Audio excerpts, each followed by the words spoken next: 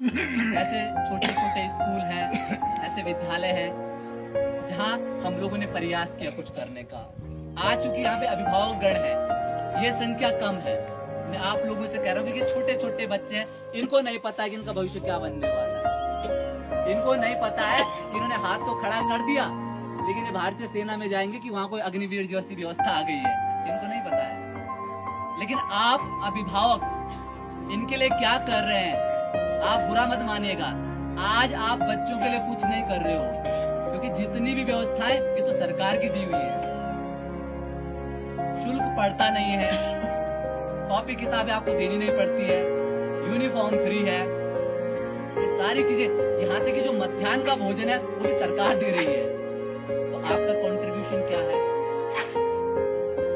आप अगर महीने 2 महीने में कोई बैठक हो रही है, अध्यापक गण आपको बुला रहे हैं, आप उपस्थित नहीं हो पा रहे, अपना समय नहीं दे पा रहे, तो आपको लगता है कि जो लोग हर सैटरडे संडे को, हर फ्राइडे सैटरडे को अपने बच्चों की पेरेंट्स मीटिंग में जाते हैं, बड़े बड़े शैक्षणिक संस्थानों में वो पढ़ रहे हैं, तो उनका बच्चा ज्यादा सफल होगा कि आपका बच्चा होगा? ये चिंतन करके जाने की आवश्यकता है आज के दिन में।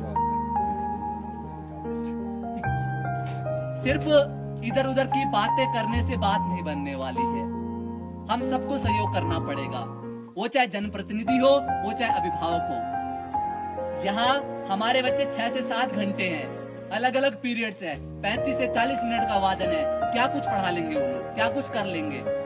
हमसे अपने घर में 2 बच्चे संभलते नहीं, वो कैसे इतने ढेर सारे बच्चों को संभालेंगे, क्या कुछ सिखाएंगे? और सबसे श्रेष्ठ कार्य कि 1 से 8 तक की कक्षा के बच्चों को इतना कुछ सिखा देते, ये अपने आप में बहुत बड़ी बात है। क्योंकि मैंने भी अध्यापन का कार्य किया है, हम बड़े बच्चों को पढ़ाते थे, सिखाते थे, उनको सिखाना बहुत आसान है।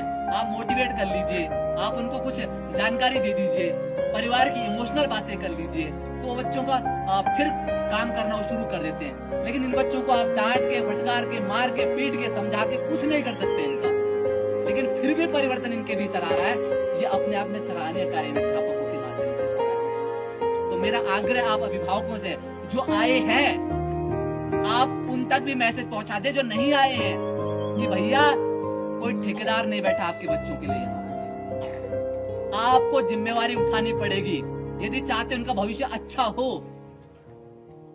स्कूल कोई भी हो, कोई फर्क नहीं पड़ता है, गाइडेंस अच्छी होनी चाहिए। गाइडेंस कौन करेगा? हम सबको करना पड़ेगा जो अभिभावक हैं। मैं बहुत कटु बात बोलता हूँ, इससे कई लोगों को बुरा भी लग जाता होगा, लेकिन आप विश्वास मानिए कि इसी से अगर आप इस पर अमल लाएंगे तो आपके बच्चे का भविष्य मजबूत बन सकता है।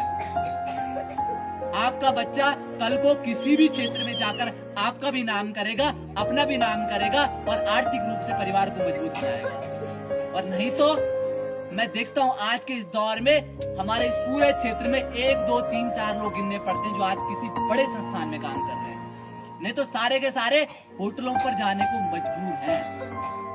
होटल कोई बुरी लाइन नहीं है, लेकिन जब मजबूरन हमें वहां जाना पड़ रहा है तो इसका मतलब हमारी काबिलियत में कुछ तो कमी है कहीं। इसका मतलब कि हमारे पास वो मजबूताई नहीं है, वो हथियार नहीं, वो शस्त्र नहीं है जो हमें अलग पहचान दिला सके, नाम दिला सके, काम दिला सके।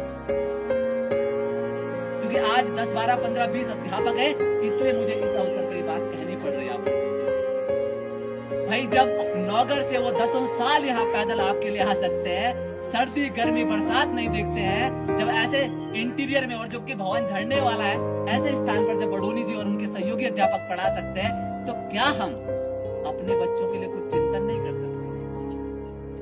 क्या हम रोज उनका गृह कार्य घर में नहीं देख सकते हैं?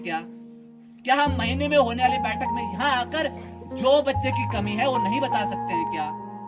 क्या जो विद्यालय में समस्याएं हैं, आपके बच्चे की कमी है, क्या आप यहाँ से जानकर नहीं जा सकते हो? क्या ये तमाम बिंदुओं को आपने आज इस पर चिंतन करना है। जो हमारे आसपास के लोग हैं उनको भी चिंतन करवाना है।